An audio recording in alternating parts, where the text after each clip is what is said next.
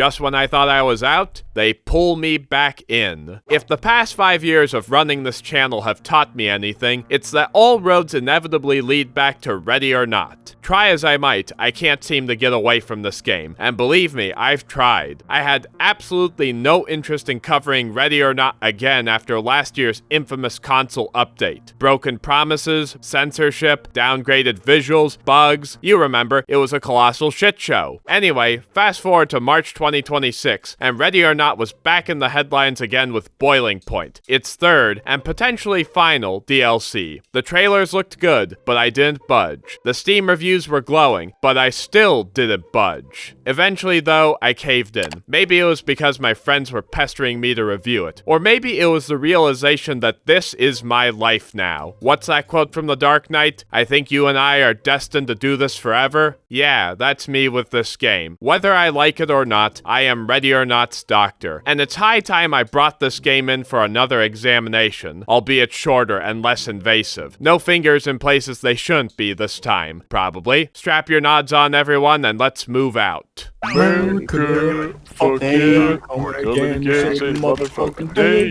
America.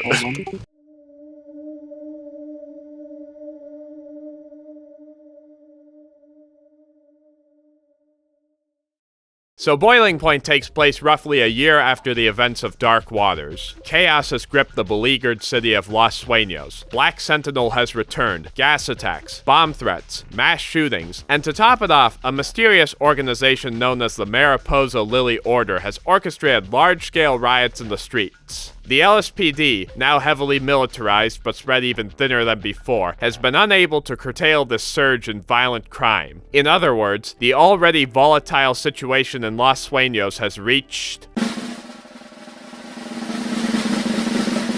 an impasse. In the same fashion as my 1.0 review, I will be judging Boiling Point for what it is, and not what it isn't. So I'll try to avoid letting any of the drama from before and after the console update affect my judgment. Am I still pissed off about the censorship? Yes. But for now, that's neither here nor there. Besides, we're not here to review Void, we're here to review Boiling Point, which is, to my great surprise, pretty good, for the most part. Keeping in line with the structure of the previous DLCs, Boiling Point has 3 missions. The first one, No Good Deed, centers around a terrorist attack at a fundraiser event held at the Blackwood Pier. It perfectly sets the tone for the rest of the DLC, and that tone is bleak. Very bleak. Ooh, and the ticket. What the fuck? What's Oh no. Greg, come over to the ticket booth real quick. Yeah, I'm coming. Just get a shot of that. Gas in there. Jesus Christ. Oh my god. Look at this skin. It's progressively boiling. No. Yeah, that's a ballsy way to open your DLC. No Good Deed is a fairly straightforward map, and I think that's why it works. Don't get me wrong, Dark Waters was a good DLC, but the final map was a bit of a mess. It was too labyrinthine, and you could argue it had one too many suspects in it. Atmospheric and fun though it was, I was worried that it would set a bad trend moving forward, that we'd only end up with big, sprawling maps designed like Tarkov maps from here on out. So No Good Deed was a refreshing surprise to me. It's a relatively close quarters map, eschewing the vertical play that's all too common in the larger maps. That doesn't mean your approaches are limited though, and through experimentation we discovered a few good strategies that more or less got us through the map unscathed. Clearing the map as a team is effective, but the more optimal approach in my mind is a 3-2 split. You start in the parking lot and have your 2-man squad move up the left and clear the sides and back half of the map. Meanwhile, your 3-man squad clears all these buildings in the middle. See, the tricky thing about this map is that the suspects are fairly mobile, and the big downside to moving as a team is that it's easy to lose track of the suspects during a firefight, and then have them sneak up on you later. Doesn't help that they easily blend into the messy carnival scenery either, so this 3-2 split makes things a bit more manageable. Also, wear gas masks, otherwise...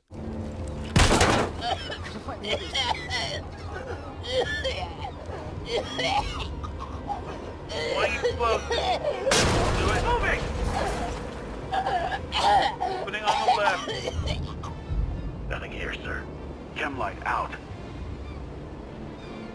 I think if I were to assign a theme to this DLC, in the same way I did for the base game, it would be despondency. The most harrowing thing about No Good Deed is that, even when you succeed, it barely feels like you've accomplished anything. I mean, how could you when you've just spent the entire mission wading through mountains of corpses, some riddled with bullets and others covered with boils? You could argue that Neon Tomb achieves a similar effect, and that is certainly true, but when you consider where this mission lies in the grand scheme of things, it takes on an even greater poignancy. It's no wonder the people of Los Sueños have lost faith in the city when catastrophic events like these have become commonplace, and the LSPD only seem to show up when it's far too late. At the same time, how can the LSPD be reasonably expected to stop something like this when they're spread so thin? It's a heavy feeling which weighs on you throughout the DLC.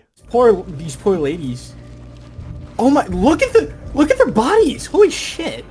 Oh yeah, they're all blistered and like hived and shit. Ooh.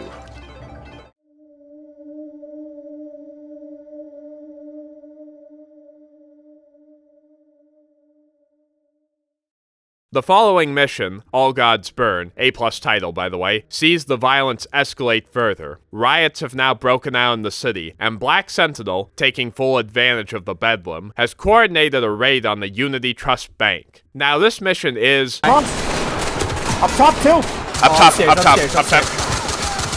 I need to take a knee, I'm bleeding. Throwing gas up top! Yeah, get some fucking grenades up there.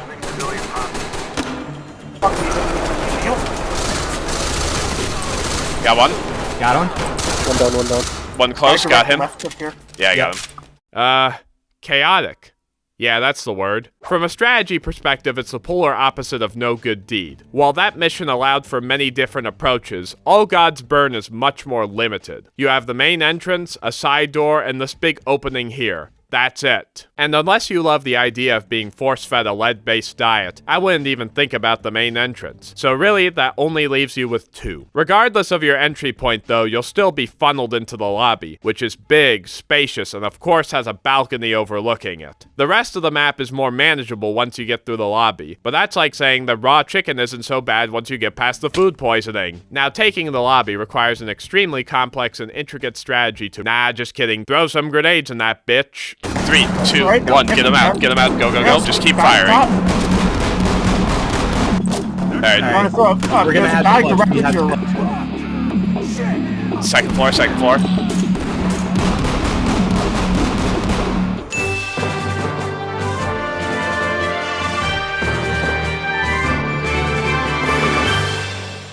So anyway, once you've made it through the lobby, you have to clear the first and second floor offices and then the vault room. The offices are straightforward, but the vault room is trickier. Basically, you have to throw some grenades in that bit. All tomfoolery aside, I do like this mission. The opening part in the streets is incredibly atmospheric, and while the map itself may require some slightly unorthodox methods to beat it, it's well balanced and doesn't feel too unfair. It's not like, you know, greased palms. But before you finish the mission, go find yourself a keycard and mosey on down to the vault for a little surprise.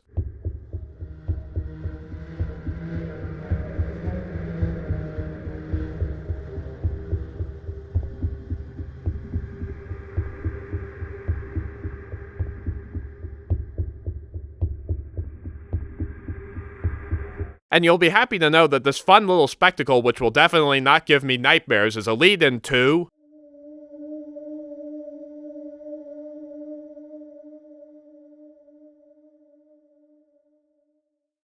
I don't know how I feel about A New America. I like it in theory, but every time I play it, I'm overcome by this urge to smash my keyboard. Ooh,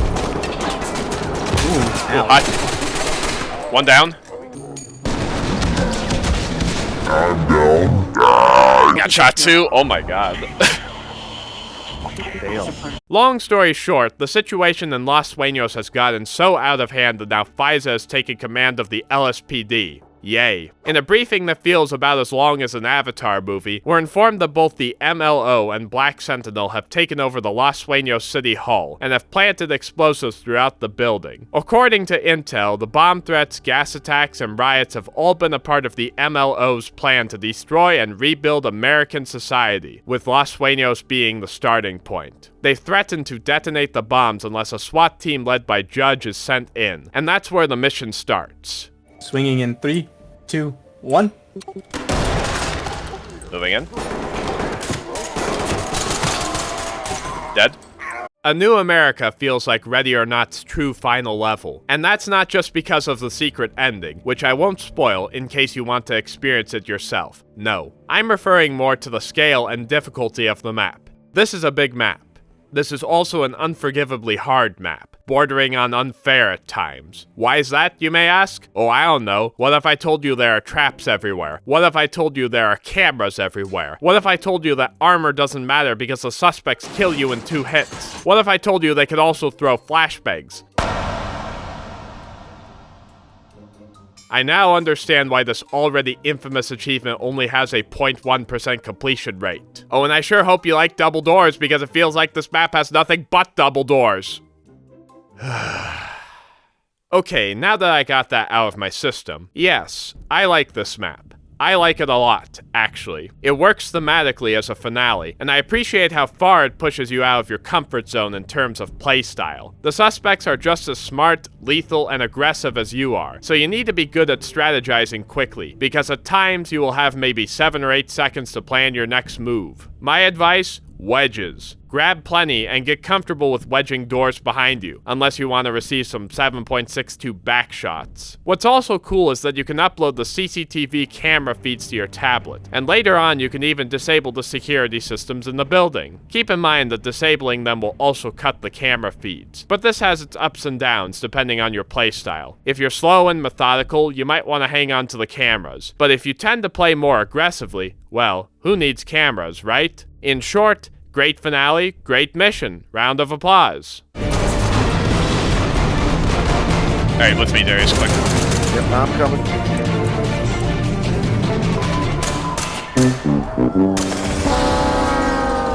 What the fuck? Yeah, I think I'm coming. Uh-oh. Alright, 3, 2, 1, get it. Fuck. Get it now.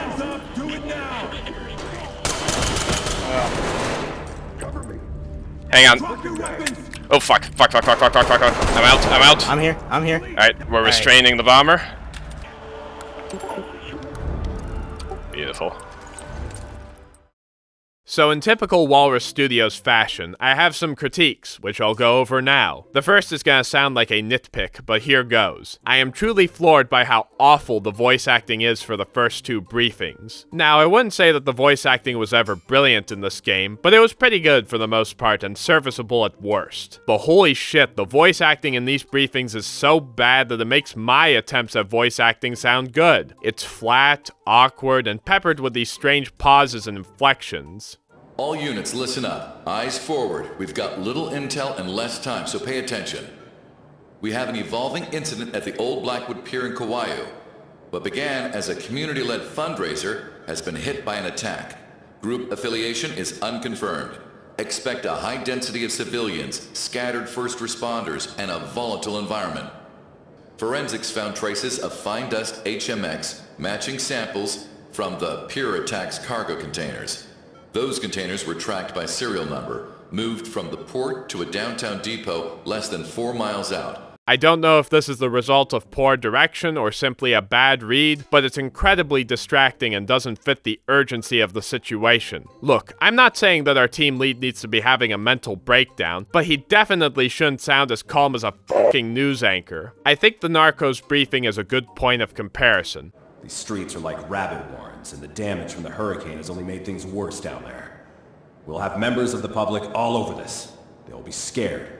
I cannot stress how badly we do not need anybody shooting a civilian because they got spooked.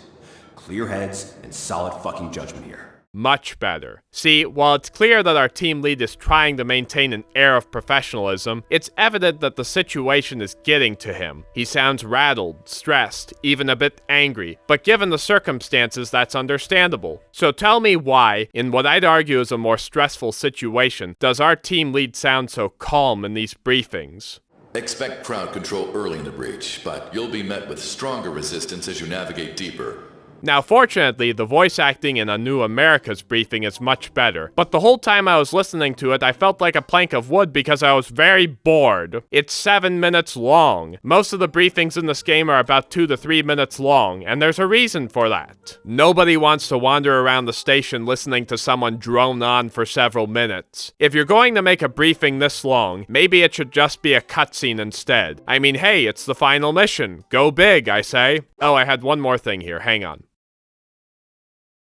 Alright, these maps are completely unplayable in single player. It's not that you can't play them, per se, it's more that you shouldn't. Yep, I'm going to complain about the SWAT AI again. I know, I said I wasn't going to talk about the console update, but for this point, I must, because it all stems from that. Your squad is significantly less competent in firefights now, and the search and secure command barely works anymore. They either ignore it completely or for whatever reason only 1 or 2 officers respond to it. A feature that made the single player more enjoyable is now completely unreliable. How aggravating. Search and secure. All right. Ain't no way, man. Secure the area. No problem.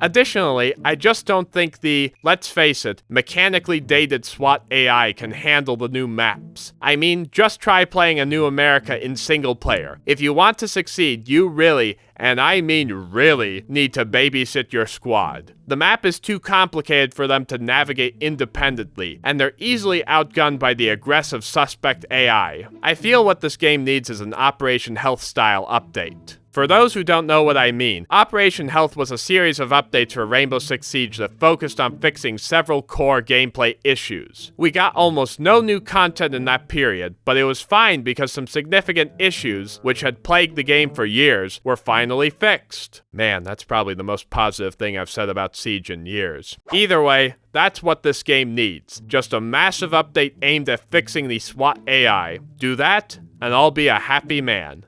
Right. But I think it's time we bring this chapter of Ready or Not to a close.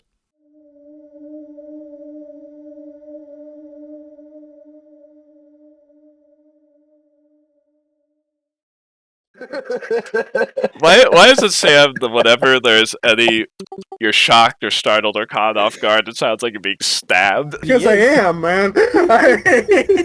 You can be stabbed in more ways than just physically, Greg, you know? Mentally, there's a fucking, just like a fucking butter knife that keeps or needle fucking sword that keeps stabbing. Mentally, there's a butter knife that keeps stabbing. I can feel the lobotomy get deeper and deeper every time it fucking goes, man.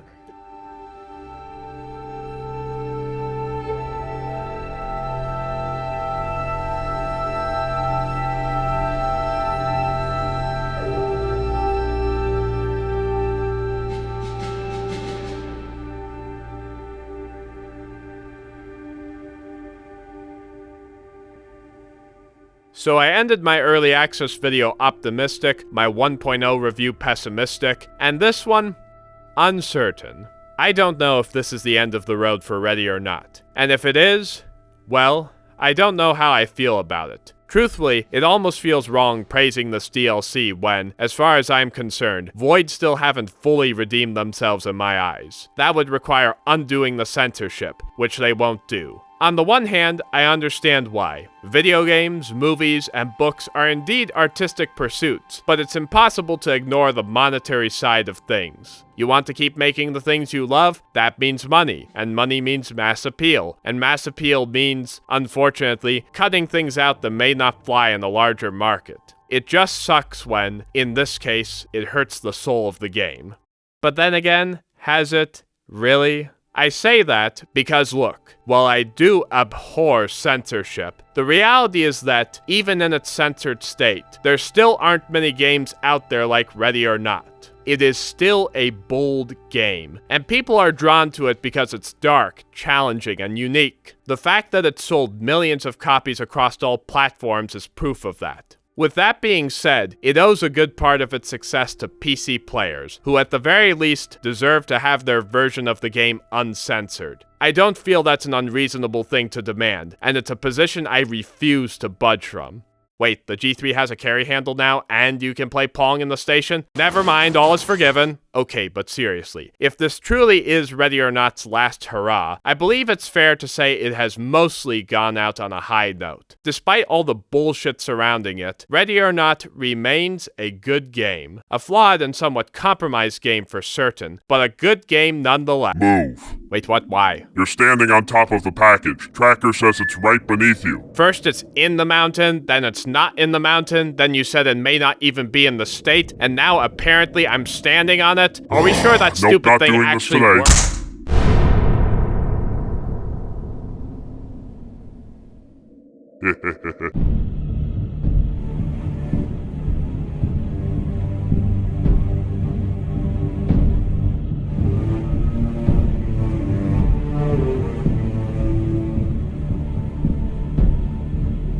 Two, one, everybody say cheese. Cheese. Los Sueños is dying. Everyone say hostages. Hostages. Hostages. Hostages. Hostages, hold it for one more. Alright, we're good.